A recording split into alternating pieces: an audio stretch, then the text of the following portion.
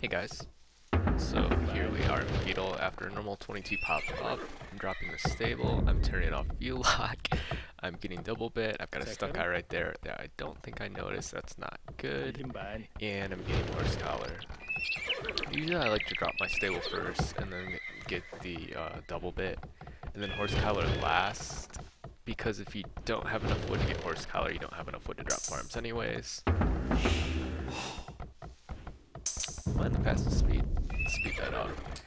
So here's the gist of it, is you're gonna drop farms whenever you have 60 wood if you can help it. So it's kind of tricky to do everything. So you have to get your upgrades to the stable, make scouts, make villagers, and drop farms. It's all really crammed because you want these farms done as soon as possible as soon as you have 60 wood. We're trying to get to 14 to 15 on food generally. So I've got 6 on berries right now. A lot of people have 4. So if you have 4 on berries, that means you want to drop about 10 to 11 farms. 11's pretty standard. Since I have 6, I only need to go to 9 farms. I think I do more than that. Again, you don't really have to worry about the specific numbers. You can kind of work it out a little later. You don't really want to be dropping like 20 farms, and like 7 farms is probably too little. So I think this is my 10th farm being made right now. Making scouts, making villagers, and this is where it's important to have a really good dark age, because if you have enough food and wood in dark age, it lets you keep constant scout production until you get to 5 scouts and lets you keep making villagers. This is a little sloppy, and you're always going to have a little bit of idle time here and there. Okay, so after I have my 11 farms, 5 on berries, I drop my, whatever this is. It is a mining camp for gold. And then I send one from berries to the mining camp because I'm eyeing, actually I have the resources tab up while I'm playing it. And I'm going, trying to see that I have too many on food.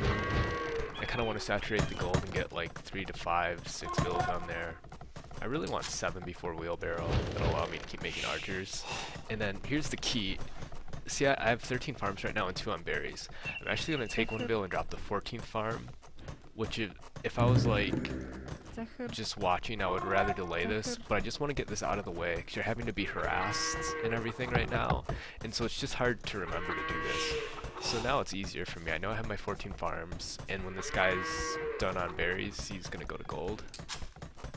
And I don't have to worry about farms. This food's gonna line up so I can click castle around the 20-minute, 30-second mark. I just have to worry about my gold now. Let's see, frees you up to do other stuff like make scouts, harass, defend if he's trying to hit you. A lot of times I'm able to pressure, and then if you're able to keep the pressure on them, their scouts are defending themselves, so you actually don't have to make any spears. But to be more realistic this game, after your like 3rd scout's out, if you want to be on the safe side, you can make a spear, then make another spear like a minute later or something, or just one right after another. Not that big of a deal. So you can see right about now, 1547 is when you can choose to get Bloodlines or Wheelbarrow. I like getting Wheelbarrow first, but you can get Bloodlines first if you want. It's a little more eco-friendly to get wheelbarrow first. You can get bloodlines first and then wheelbarrow at the 17-minute mark, or flip-flop. You can see I get bloodlines right now. It's about 16:30. Again, not that big of a deal. What do I have? 3, 4, 5, 6, 7 on gold and building 1 range. The next range after. Then blacksmith after.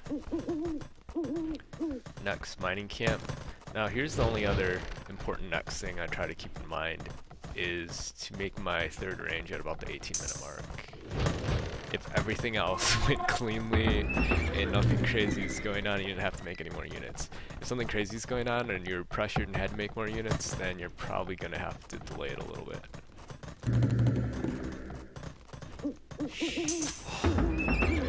But I'm able to make my range right now. The berries are gone. It's about 1740. It's not really the times as much as the order of stuff. Again, the most important thing is the farms with the berries and getting to like keeping 14, 15 on food and getting your 14 farms up so you can worry about this after you grab your gold. let me start over. First is like you hit feudal, you get your upgrades, wood, drop your stable, get your wood upgrade, farm upgrade, drop farms until you have about 14-15 on food. Then you can take your gold. It usually ends up being like 13 to 14 minute mark is when you start this. I guess if you're newer, it's probably gonna be like 14 minutes to 14:30, so maybe everything's a little slower, but hey, you gotta start somewhere, and if you're even just like a minute off of my time, that's still really, really good. And you'll smash people on ladder. Because I used to do the same thing. Yeah, so it's fine. And then when the berries run out, you just kind of want to keep an eye on stuff, make sure you have 14 farms, and not, like, 18 on food is too many, probably, for doing this. Range, blacksmith, third range at 18 minute mark, fourth range, I don't know, I guess it's 19:30. You can even do it after you click up. It's probably better after you click up so you can keep making archers. It's not a perfect science. I kind of do it a little differently each time, and I get about the same units each time. I'm still trying to get it better, and it's funny, even before I redid this video, because there wasn't any sound in my other one. Harold was like, yeah, there's no talking. As you see, I'm able to click up at 20 minutes 15 seconds now with 10 Bloodline scouts and 10 archers. So you can try to hit that time. If you're able to click up castle at 20 minutes 15 seconds and get out 10 Bloodline scouts and 10 archers, you're in pretty good shape. Oh yeah, I made 2 spearmen. Like I said, to try to be a little more realistic. You can do 3 or 4 if you want. This is too early to be moving out. When I did this rec, I actually forgot I was playing the AI, like the very hardest AI. 'Cause I do this a lot on Boobly, and I always play the easiest AI. And if I want to practice it against, like, more seriously, I just do it on ladder. It's way more fun. But, let me turn on the fog. I actually didn't remember it was the very hardest AI until right now, and I see all these units. After you click up, I generally like to get my gold upgrade, and then fleshing, and then armor. Unless they're pressuring you heavily, then you'll get fleshing first if you need it. You can kind of see though, and it's really nice having 14 farms, because if you want to go heavier pressure with scouts and archers for, like, I guess more advanced players around like 1850, 1950 level or whatever, or even if you just want to mess around with it, you get about 140 food every 30 seconds. So if you click the armor for scouts, it delays your castle like by about 30 seconds. So like you can think, is it worth it to get it? Or just go up the castle sooner. But I hit castle, and you don't want to do that. Like, I did have a decent number of archers until I suicided them all. And you can see now I'm not going to have any Xbow. So you kind of want to keep these alive till you get Xbow. You can generally send them when you're about 75 to 80% castle to their base, and then you'll hit castle, get Xbow.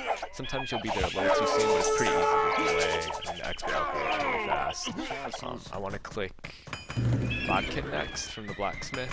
I skipped the second armor because you have just enough food at 14 farms to click bow saw usually.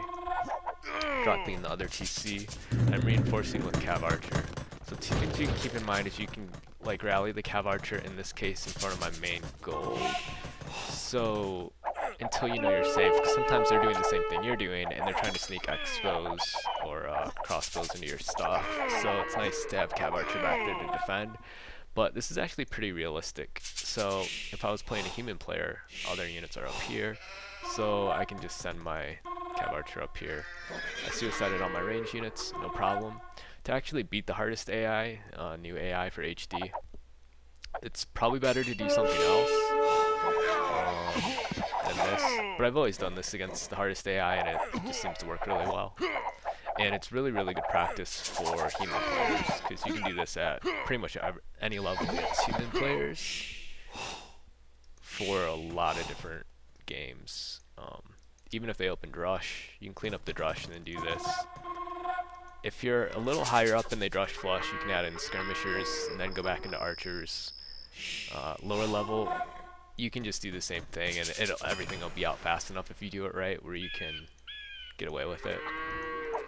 Because I used to do this all the time. I didn't know I was supposed to go skirmishers for a while. I guess the only other thing it doesn't work against is forwards. But anytime they go scouts into archers, this is like, it's so solid. It works against mass scouts. Works against lots of stuff. If they go straight archers, it works pretty well. I guess that's similar to Rush Flush. But you can see I'm just trying to make more Cav Archer, second TC, I have a university with ballistics, and then I'm looking to throw down a third TC right here. Now, what am I shooting for? I'm just trying to make enough Cav Archer to kind of either stay alive or do a little bit of damage, but I'm really just trying to buy myself time to get up that third TC and get my ego up. So it's actually very similar to early castle when I get Xbow. I'm not really trying to do that much damage. I'm really just taking the damage I can get and buying myself time to get up my second TC. I guess you can think about it like a rush too. Like, you don't really have to do too much damage. You're trying to idle stuff, but you're just trying to buy yourself time to get to the next stage. So you can see how bad this is. Like, I already threw away all my ranged units like archers and stuff earlier and all my scouts. Now I've just got stuff like all over the map doing whatever. Back to numbers I'm shooting for. So for 3 TC you need 15 farms for constant villager production, 5 villagers for each farm, or 5 farms for each TC. And you can see how bad this is. It's really hard to keep track of everything while you're doing stuff, but I've got a lot of idols on the wood line. I need more lumber camps or something. So you don't have to be perfect. This game's hard. I generally like to get thumb ring or ballistics and then thumb ring before the second armor upgrade. Actually, I did click the first armor when I was playing, but I guess it didn't register or I didn't have the food for it. But I usually skip it for a while. The basic plan, I guess, is I just want to make enough Cav Archer to stay alive. And like a lot of times, if you do this build right, this is kind of what's going to be happening to the human player too. So I kind of wanted the fast castle time, right? The next thing I like to do is fast imperial time. It's really hard to kill people in Castle Age. It's way easier just to like take the damage I'm doing with the Cav Archer. And could I really do any more damage with like, say I have like, I don't know, 18 Cav Archer here. Could I do that much more damage with 18 more Cav Archer? Probably not. So I like to take the damage I'm doing, and then use the extra villagers that are going on wood right now to just drop down farms. Usually about the 30-minute mark is when you start floating wood and you can drop down farms. You can see I just jumped on stone. Starting to drop more farms right now. I try to keep about 18 on gold. 18 on gold's pretty solid. You can see I'm at 18 right now. It was a little messy earlier. It took me a while to work it out, so it was 18 on gold. I was like at 11 for a while and maybe like 22 for a little bit, because I was like so focused on the Cav Archers. Generally it lines up pretty nice where I can keep 4 range constant Cav Archer production and not float too much gold and still click up Imperial. The other reason why I don't want to make more Cav Archer is because the wood, as I make more Cav Archer, but the wood you save from not having to make them, you can use to drop farms, and then everyone kind of has to cut Cav Archer to bank gold to click up. One thing you can try doing too is like, now that I'm on stone and when you click Imperial, which I'm shooting for a 36-minute Imperial Age this time, this game. One thing you can do is get a castle, throw up a castle somewhere, because you have map control with like this stuff. Like you could throw it on this hill and then like trap stuff or do something like that. Or just have the castle there and rally all your units by the castle. Super annoying to deal with. And you should be imp before if the game's going like this. You'll definitely be imp before the other person. I'm getting handcart before thumb ring just to be a little more eco-friendly, and it's kind of the same deal, right? Where would I be able to do that much more damage with thumb ring? I already forgot if I mentioned it again in this video, but thumb ring is cost-effective once you have 14 Cav Archer. So really good stuff, but sometimes you don't have the luxury to click it because you're having to just make a ton of Cav Archer to deal with his Cav Archer. So you run into some games like that. And you'll have to wait a while to click it. He's converting my stuff, it sounds like. But yeah, you can see I'm still at 18 on gold. I kind of stopped Cav Archer production because I still have all mine alive. You really want to try to be frugal with these because gold, there's only like a finite amount of gold on the map, and they're like really valuable. So if you can get away with keeping them alive, that helps so much. They're super strong Imperial. Monastery, so I have the buildings now to get up. University, monastery. Arguably I should have done a siege workshop, but it's always fun getting relics. And so I can click up now, it's 35 minutes, 33-second mark for Imperial. Now here's where, like when I was in early castle, and I had the archers, and you really want to keep the archers alive till they're Xbow, unless you're doing a ton of damage or something like that. It's kind of the same deal with the Cav archers, like unless you're gonna just win, anyways, they're just so much stronger in Imperial. And when you get Imperial, you want to get, I didn't even get to get there because the AI just resigned. So yeah, it always seemed pretty easy to me. And then if you can get it to work like this, it'll work really well on ladder. But back to first upgrades in Imperial. Parthian Tactics, because it's so cheap and it's so amazing. Like even regardless of cost to heavy Cav Archer, this is better. And it's way cheaper. This I get last because when you do these fast click ups to Imperial, like you have a hard time affording everything in Imperial because it's so expensive to get all the techs. Because let's go to Bracer. Where is Bracer? Bracer. So that's 300, 200. Then you want to get Chemistry. That just helps strictly give you +1 attack for the Cav Archer. So Bracers +1 range, +1 attack, and Chemistry is +1 attack.